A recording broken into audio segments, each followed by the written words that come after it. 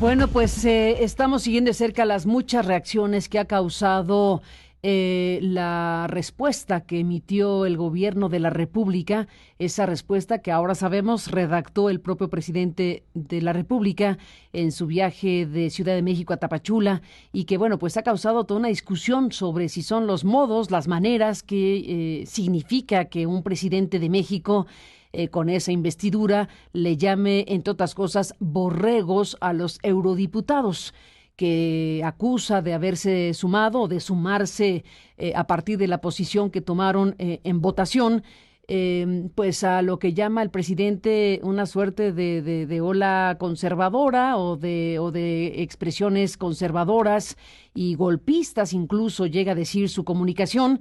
En fin, todo esto que hemos aquí abordado ampliamente, yo también he expresado mi punto de vista al respecto del tema en términos editoriales y bueno, hay opiniones diversas al respecto de lo que significa que López Obrador plantee lo que plantea de esta manera a nombre del gobierno de la República. Y bueno, pues hay una carta que es una de las expresiones que se están conociendo en estos últimos días y horas, una carta que se envió al Parlamento Europeo, a los eurodiputados y eurodiputadas, una carta que escribió el llamado Grupo Plural del Senado de la República. Esta carta la firma Nancy de la Sierra, Adriana Jurado, Germán Martínez Cázares, Gustavo Madero Muñoz y Emilio Álvarez y Casa, a quien le aprecio que esté aquí para hablar de la carta, para hablar de lo que está pasando y para conocer su análisis de lo que esto significa. Emilio Álvarez y Casa, gracias por estar aquí esta mañana. Buenos días y bienvenido, senador.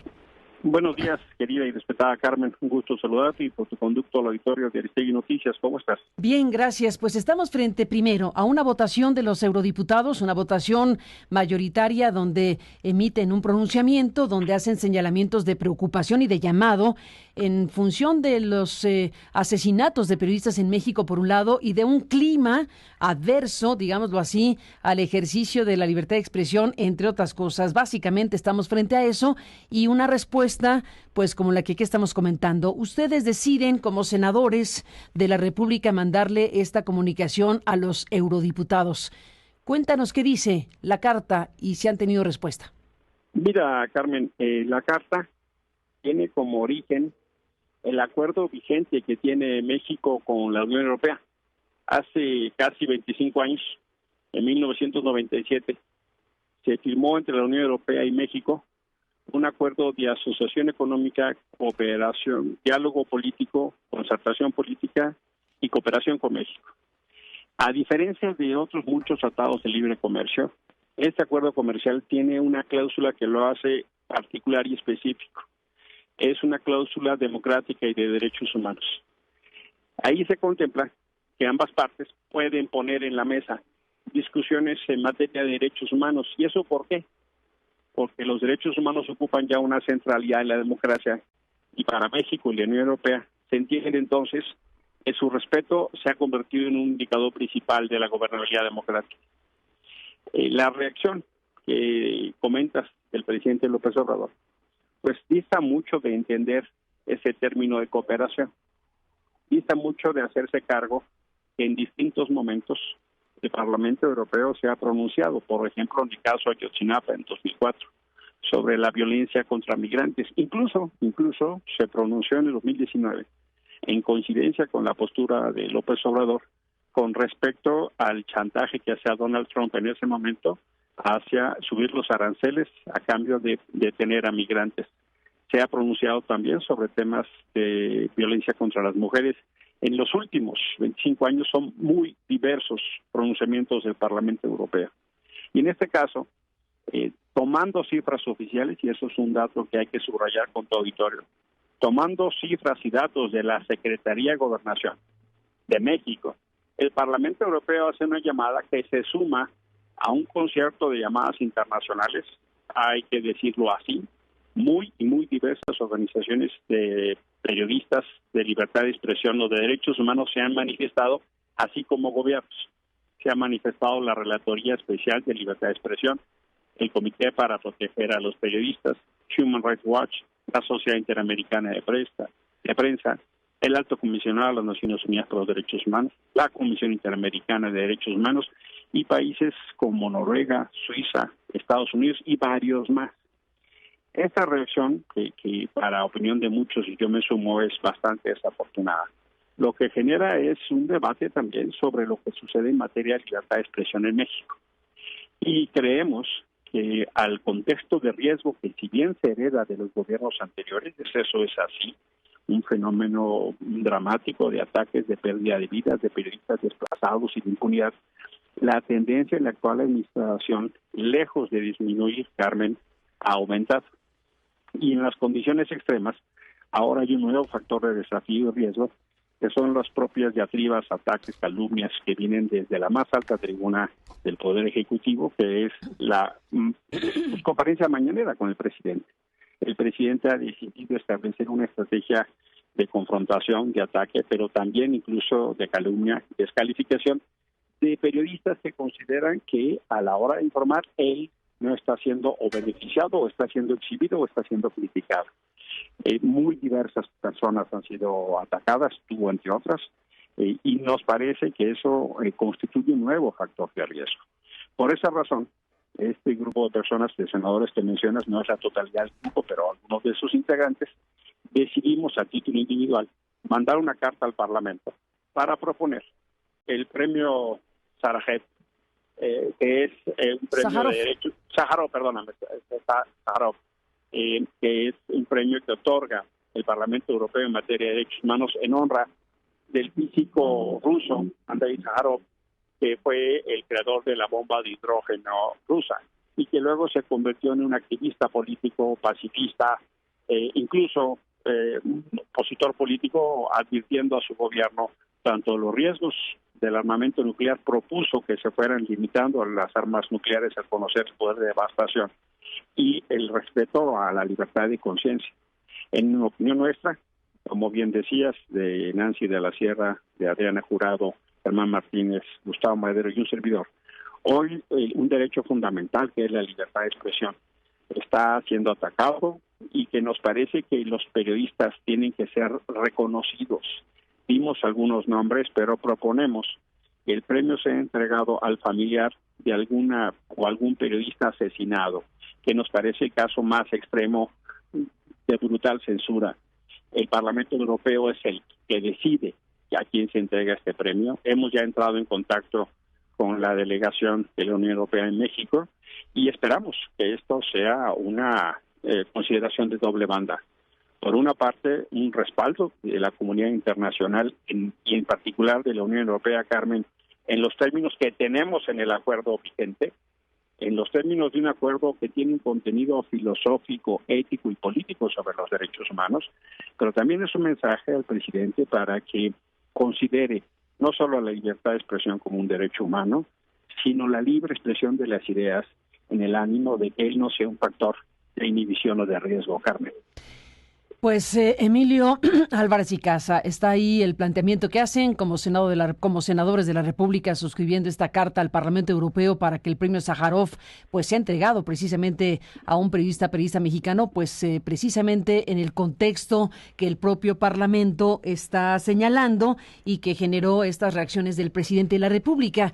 Déjame, Emilio, además de decirle al público que puede leer la carta completa en nuestro portal, en aristegui-noticias.com, puede leer la carta completa. Hace un momento el presidente López Obrador habló del tema.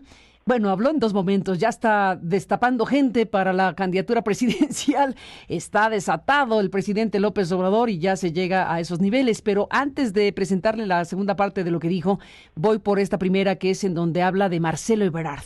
A ver, Emilio, senador, ¿qué decir de un canciller del gobierno de la República como Marcelo Ebrard en un contexto como este? Muchos nos preguntamos, yo lo planteaba el viernes pasado en este espacio, pues que qué diría Marcelo Ebrard, qué diría Marcelo Ebrard, que no parece haber sido consultado para haber emitido un pronunciamiento con estas características.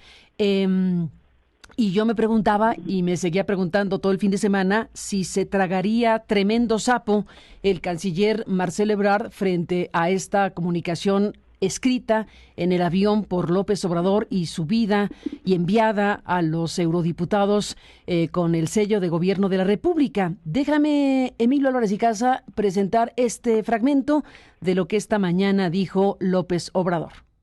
Invitamos a el embajador Ken Salazar, el embajador de Estados Unidos en México, y nos acompañó con Marcelo Ebrard. Hoy vamos a tener una reunión con un funcionario del gobierno de Estados Unidos, el encargado de la política de seguridad interna en Estados Unidos, Mallorca, a las 12 del día. Y pues estamos trabajando. ¿De qué dialogaron Marcelo Ebrard y usted también con el embajador? ¿De qué dialogaron? Pues de temas que tienen que ver con la migración, que tienen que ver con la integración económica. Son muy buenas las relaciones con el gobierno de Estados Unidos. ¿Con Marcelo Ebrard tuvo la oportunidad de hablar de este mensaje al Parlamento Europeo? Sí, cómo no. Y pues él está totalmente de acuerdo con la postura que asumimos. Sabe bien que no es un asunto de preocupación por los derechos humanos, ni es un asunto diplomático, es un asunto por entero político. Pues es la respuesta que dio el presidente al colega Miguel Arzate del Sistema Público de Radiodifusión del Estado de México, que le preguntó, Emilio Álvarez y Casa, pues ante la disyuntiva de si se tragó el sapo el canciller o está de acuerdo, digo, no fue así la pregunta, pero yo la hago, pues dice el presidente que está de acuerdo con la respuesta que se dio. ¿Cómo ves? Fíjate, Carmen, que la política exterior no es necesariamente el fuerte del presidente López Obrador. Y a cualquier persona la pondría en condición de canciller en aprietos. Al mismo Senado de la República, que tenemos facultades constitucionales en materia de política exterior, nos mete en muchos problemas. Y esta respuesta del Parlamento Europeo pues va de la mano de otras, como pausar las relaciones con España, como seguir con una relación tan complicada con un gobierno, en mi opinión, dictatorial, ahora en Nicaragua, con Daniel Ortega, o las problemáticas de nombramiento de personajes extraordinariamente controvertibles en distintas embajadas. Y por supuesto, me imagino, Marcelo Ebrard pues tiene que más o menos pagar los platos rotos y difícilmente va a romper con su jefe. Pero lo que sí es un hecho es que estas declaraciones, que más allá de la anécdota, meten al país en una tensión extraordinaria. El presidente López Obrador decidió ir a la campaña para apoyar a Trump a Washington. El presidente López Obrador decide pelearse con el Parlamento Europeo cuando está por firmarse la renovación del acuerdo del 97, hoy llamado Acuerdo Global, que está en negociación, y hubiera habido dos formas, una que se aprobara el Parlamento u otra que pasara a todos los parlamentos integrantes de la Unión Europea. El contexto actual hizo que este acuerdo pasare ahora a 27 parlamentos. Si un parlamento dice no, pues entonces ese acuerdo o se rompe o entra en pausa o se tiene que repensar, con lo que implica en muchos términos políticos y económicos. Es decir, en mal momento escoge el presidente estos términos de respuesta, pudiera no haberle gustado la reacción del Parlamento, pudiera no estar de acuerdo, cosa que él celebraba cuando era opositor. Cuando él era opositor, subrayaba y celebraba las declaraciones de fuera hacia las violaciones a derechos humanos. Y ahora en un cambio de posición, que no es único, sino es sistemático en muchas cosas que ahora es gobierno, pues reacciona de una manera que hasta organizaciones de derechos humanos han calificado cercano a un berrinche. Pero la afectación es mayor, Carmen. Y por eso, pues tanto para Marcelo Ebrard como mismo el Senado, por eso nos sentimos obligados, estas personas que integramos el Grupo Plural, en hacer esta propuesta al Parlamento, incluso en la disposición de sentarnos a la diplomacia parlamentaria, así como estuvo el canciller de la Unión Europea, que es ministro español, la semana pasada, Pues porque si bien López Obrador es el jefe del Estado mexicano, no es todo México, ¿no? Y las relaciones con España y con la Unión Europea y con Estados Unidos son mucho más complejas. Por supuesto, el presidente es determinante, sin duda alguna, y juega un rol fundamental, pero son relaciones mucho más complejas. Y el hecho real de que estemos teniendo estos espacios de tensión en la cooperación internacional, pues sí generan mucha desconfianza y estropicio. Hay que entender que por supuesto que la globalización de los derechos humanos es una característica. México es parte activa en muchos tratados. México observa y dice, jugamos un rol importante, no solo como país, sino también muchos actores que juegan desde la sociedad civil y instancias internacionales. Hoy la defensa de los derechos humanos a nivel global es un mandato constitucional, Carmen. Así está dicho en la Constitución, no es un tema de posible interpretación. Así como se habla del respeto a la soberanía de los pueblos, también se habla del respeto y promoción de los derechos humanos en la política exterior. Es ya un mandato constitucional. En el caso mexicano, y pues la verdad, por supuesto que cualquier persona que fuera canciller de este presidente, no tengo duda que estaría en muchos problemas. El senador Ricardo Monreal, Emilio Álvarez y Casa, emitió a su vez un mensaje, una carta que le envió a la diputada Roberta Metsola, que es la presidenta del Parlamento Europeo, y pues le dice, entre otras cosas, que hubiéramos esperado que siguiendo los protocolos de la diplomacia parlamentaria a través de la instancia establecida desde hace años para la cooperación y comunicación entre el Parlamento Europeo y el Congreso de los Estados Unidos Mexicanos, esto es la Comisión Parlamentaria Mixta México-Unión Europea, hubiésemos tenido la oportunidad de dialogar con oportunidad y confianza sobre los temas que ahora pues están citados en esta resolución. Entre otras cosas, dice también que los parlamentarios de México somos los primeros interesados en conocer los puntos de vista e intercambiar opiniones con los diputados del Parlamento, y bueno, pues invita a que se haga algún tipo de comunicación o diálogo entre ellos. ¿Qué me dices, Emilio Álvarez y Casa, de Ricardo Monreal, que les dice por qué no nos preguntaron de lo que iban a hacer, en pocas palabras? Mira, eso no procesa así. Se corren por dos cuerdas, se corren por los encuentros parlamentarios donde se toman a posiciones estructurales o de orden general, que son reuniones que eventualmente se hacen una vez al año o más. Ahora con la pandemia pues todo está un poco trastocado. Y hay pronunciamientos específicos que hacen los parlamentos. Nosotros mismos en el Senado mexicano hemos hecho cosas que nos parecen preocupantes, de ejecuciones, de penas de muerte, de violaciones a derechos humanos en Estados Unidos y en Europa. Nosotros mismos hemos hecho pronunciamientos en el Senado, nosotras y nosotros, de cosas que nos parecen delicadas o requieren un pronunciamiento. Y lo hacemos sin preguntarle a los europeos. Lo hacemos sin preguntarle al Congreso de Estados Unidos. Lo hacemos sin preguntarle a Trump. El Senado mexicano considera en muchas ocasiones que es fundamental escuchar su voz. Y lo hace sin preguntar. Eso es un ejercicio de soberanía. Y hay un diálogo político que sí, que requiere entender que en la mesa se ponen los temas de derechos humanos con absoluta claridad. Entender que ese tipo de asuntos no se ponen en la mesa, pues es una concepción no solo pobre, sino muy reducida de la política exterior. Pensar, como dice el presidente, que es una cosa política, pues me parece que es no entender ni tantito el papel de los derechos humanos hoy en la democracia y en el mundo. El Senado mexicano ha hecho este tipo de pronunciamientos sin más consideración que su soberanía, su independencia y su forma de ver las cosas.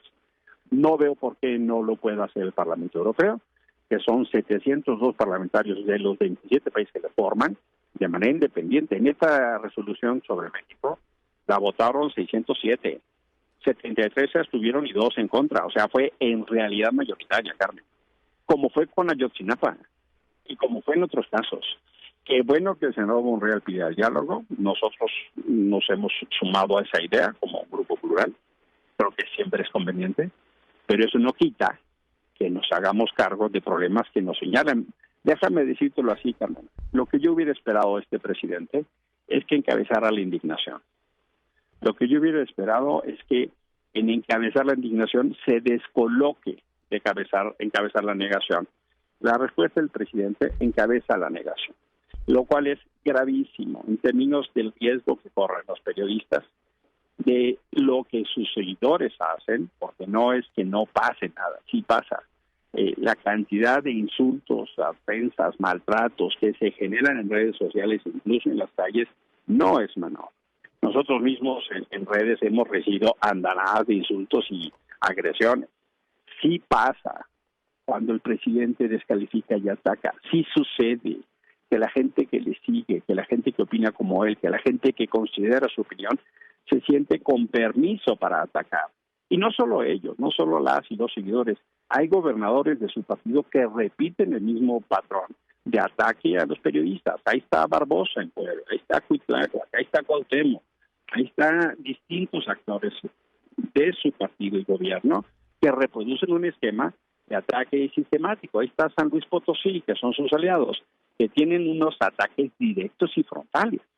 De manera tal que sí importa lo que haga y diga el presidente, y si el presidente considera que tiene licencia para insultar, calumniar y ofender en lo que él interpreta como su derecho a réplica, perdón, pero no se está dando cuenta de la altísima responsabilidad que implica que desde su tribuna ataque, calumnie y descalifique. Puede estar en desacuerdo, sí, pero como dice la Relatoría Especial de Libertad de Expresión de la Comisión Interamericana, hay un abuso de autoridad, hay un abuso de poder cuando se utiliza desde las mañaneras ese tipo de pronunciamientos.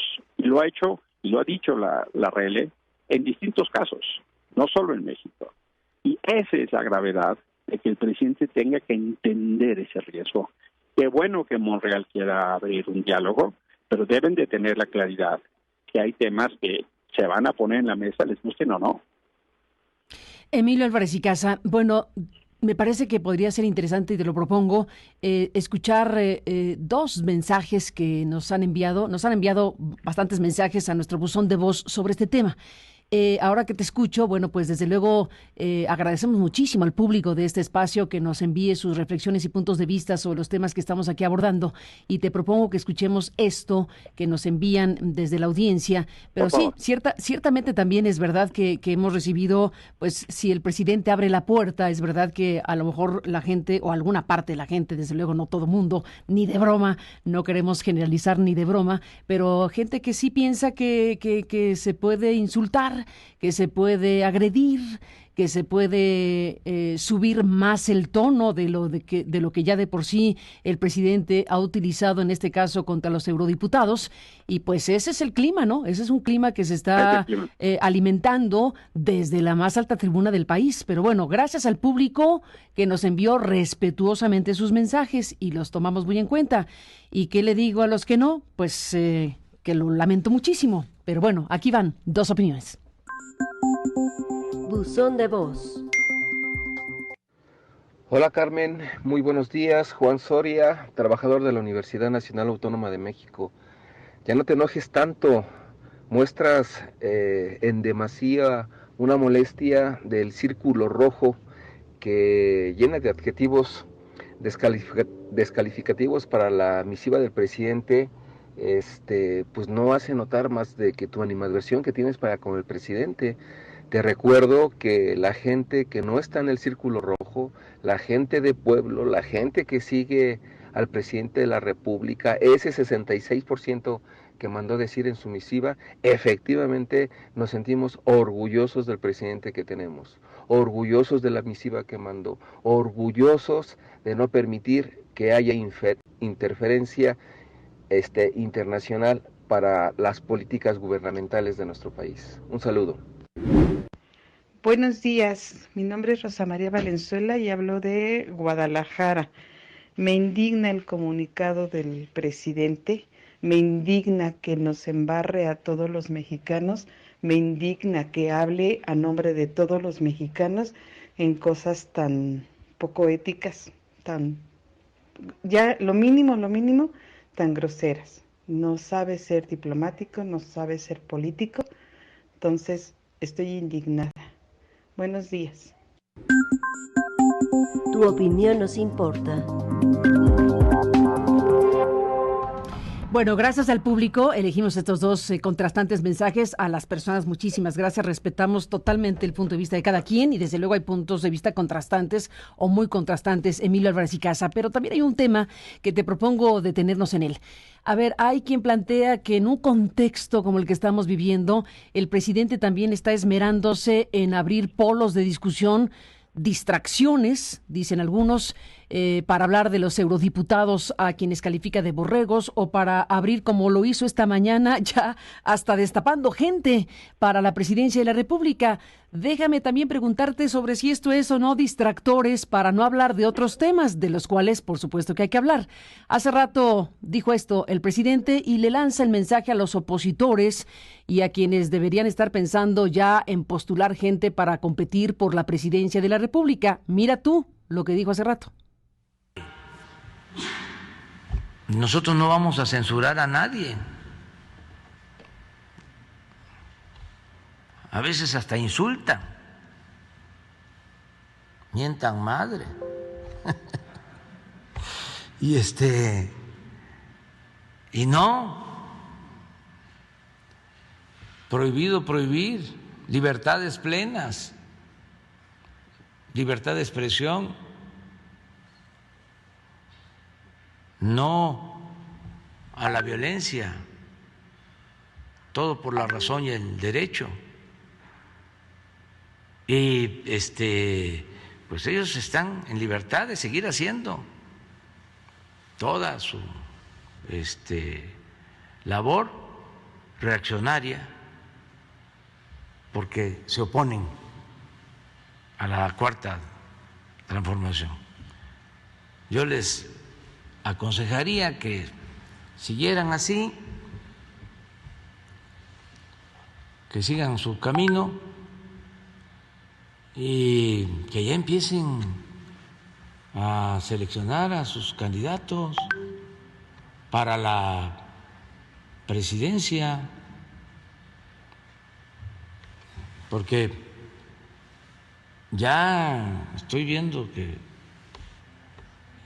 hay quienes manifiestan que van a participar, la señora Lili Telles, Cuadri, pero también seguro la señora Margarita Zavala, hay 3, Santiago Krill, a lo mejor Loret de Mola, Carmen Aristegui,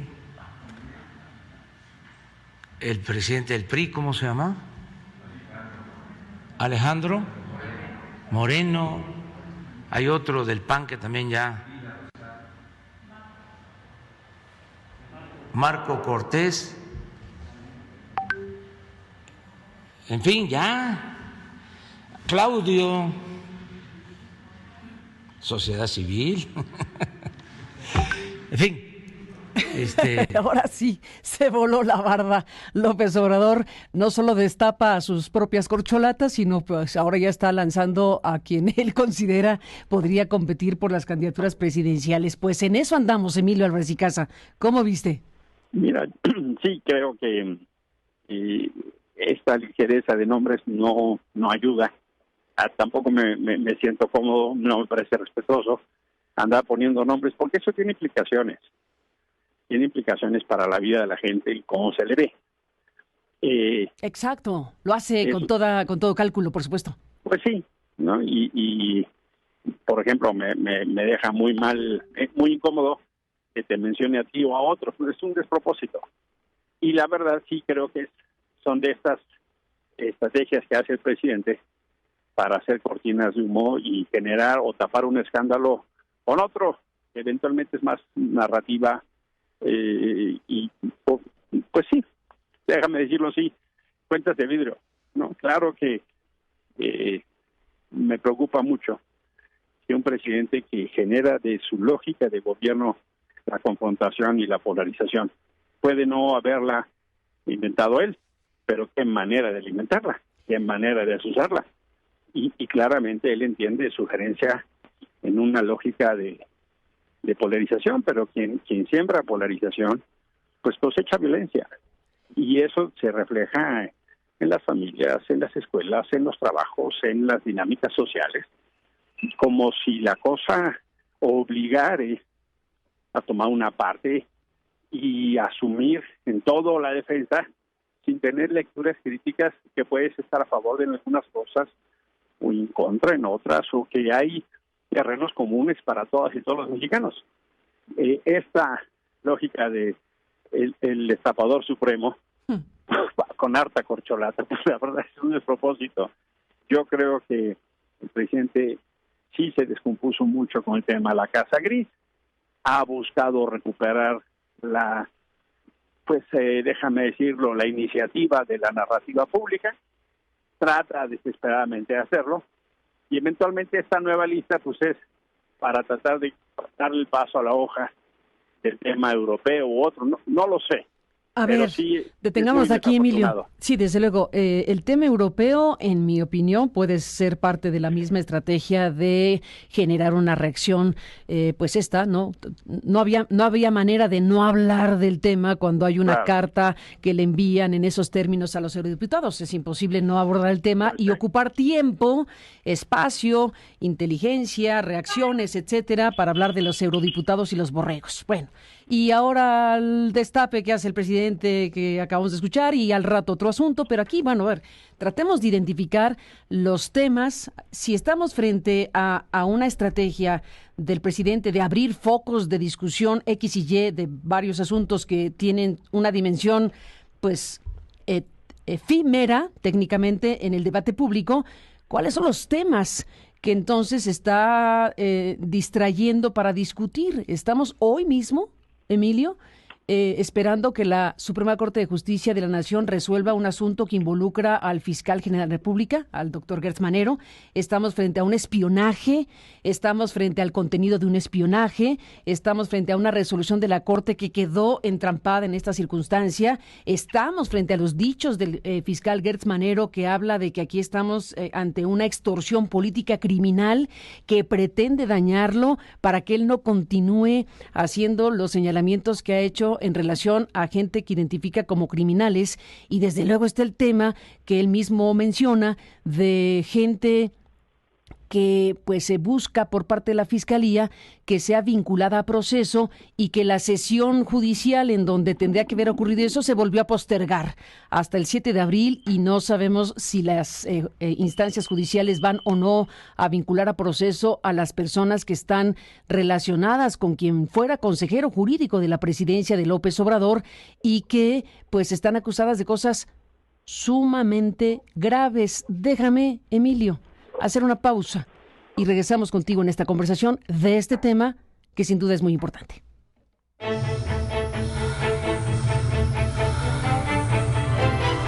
Lo mejor de Aristegui Noticias.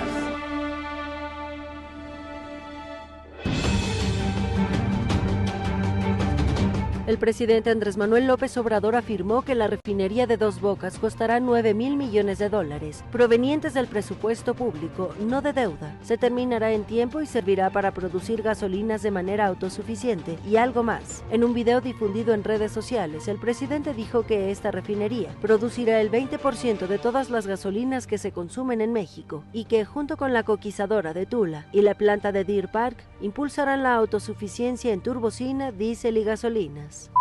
El Grupo Plural de Senadores afirmó que un gran número de periodistas mexicanas y mexicanos están bajo el asedio verbal presidencial, lo que denigra e intimida la libertad de expresión en el país. En una carta dirigida al Parlamento Europeo, los legisladores nominaron a periodistas mexicanos a recibir un premio Sájarov, considerado el máximo homenaje rendido por la Unión Europea a la labor en el ámbito de los derechos humanos. El consejero presidente del Instituto Nacional Electoral, Lorenzo Córdoba, dijo que hay actores políticos que se han empeñado en violar las leyes del modelo de comunicación política aprobado por los legisladores para la revocación de mandato. Afirmó que el INE ha atendido más de 80 quejas contra actores políticos que presuntamente promueven la consulta de manera ilegal, lo que ha ameritado la emisión de 12 medidas cautelares. Miles de integrantes del Ejército Zapatista de Liberación Nacional se manifiestan en 6 ciudades de Chiapas para protestar contra las guerras y mostrar su solidaridad con el pueblo de Ucrania, que actualmente resiste una invasión rusa.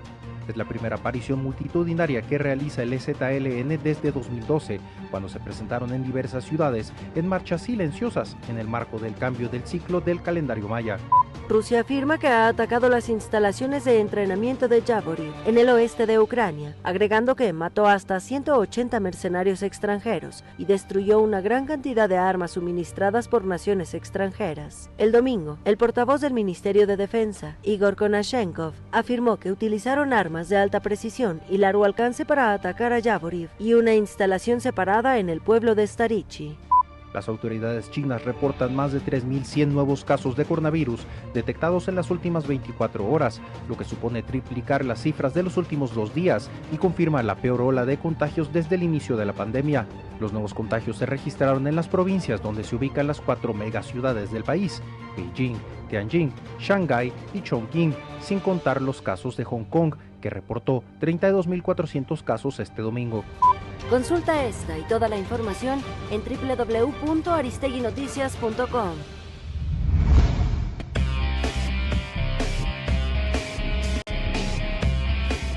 Solo 41 días duró en el retiro. El estelar quarterback Tom Brady, de 44 años, dio marcha atrás en su decisión de retirarse de los emparrillados al anunciar este domingo en sus redes sociales que volverá para la temporada 2022-2023 de la NFL, la que será su campaña número 23, tercera con los Bucaneros de Tampa Bay, que festejaron el regreso del considerado mejor pasador de la historia, con 7 anillos de Super Bowl, el último de ellos con el equipo de Florida. Estos últimos 2 meses me he dado cuenta de que mi lugar sigue estando en el campo y no en las gradas. Llegará ese momento, pero no es ahora. Amo a mis compañeros de equipo y amo a mi familia que me apoya. Ellos lo hacen todo posible. Regresaré para mi temporada 23 en Tampa. Asuntos pendientes, escribió Brady en sus redes sociales. El pasado 1 de febrero, el propio Brady había hecho oficial su adiós a través de otra publicación, acompañada por el texto: me resulta difícil escribir esto, pero aquí va. No firmaré otro compromiso competitivo. He atesorado mi carrera en la NFL y ahora es tiempo de enfocar mi tiempo y energía en otras cosas que requieren mi atención. Sin embargo, Brady no ha acabado todavía y buscará su 8º título en la NFL, segundo con los Bucaneros. La franquicia de Florida celebró el regreso del mariscal de campo con un contundente "está de vuelta".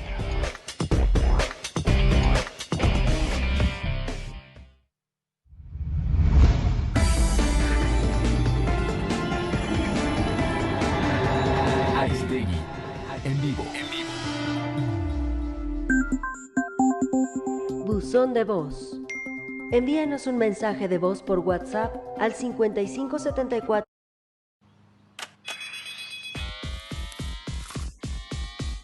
Pura garra es jugar fútbol con los pies, pero disfrutarlo con el corazón, con energía, es ponerle las rayas ante cualquier rival. Que si te caes te levantes y la pases bien. Ando con garra y demuestra que eres un tigre.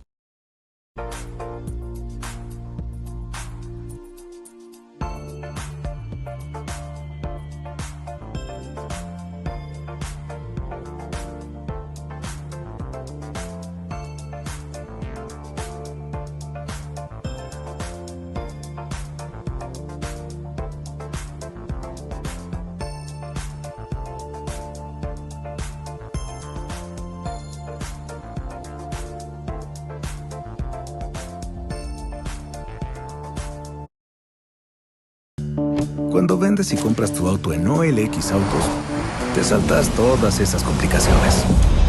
Nada de perder el tiempo, ni de trámites burocráticos, ni gastar tus ahorros. Te financiamos. OLX Autos. Estamos cambiando mucho más que autos.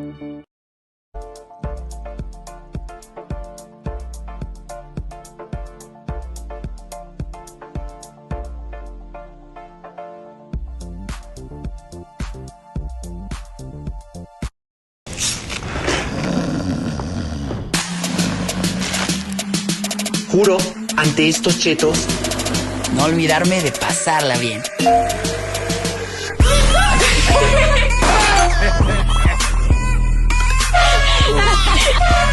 Chetos, dedos llenos de diversión.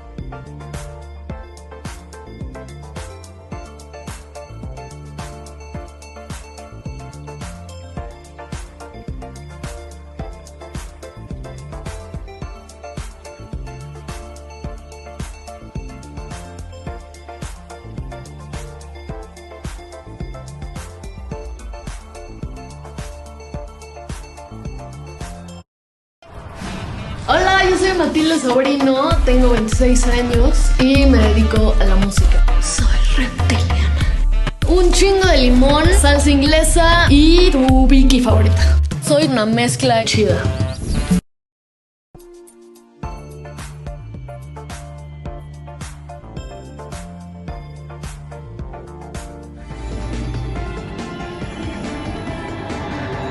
Aristegui, en vivo.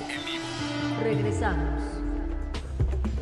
Bueno, entramos en la parte final de esta conversación con el senador Emilio Álvarez y Casa y bueno, nos dejamos ahí el tema de si todos estos asuntos que se abren en la discusión pública como la carta a los eurodiputados o como lo que dijo hace ratito el presidente u otros asuntos, bueno, tienen o no un propósito, ya cada quien lo interpretará, de desviar la atención de asuntos muy importantes y muy delicados.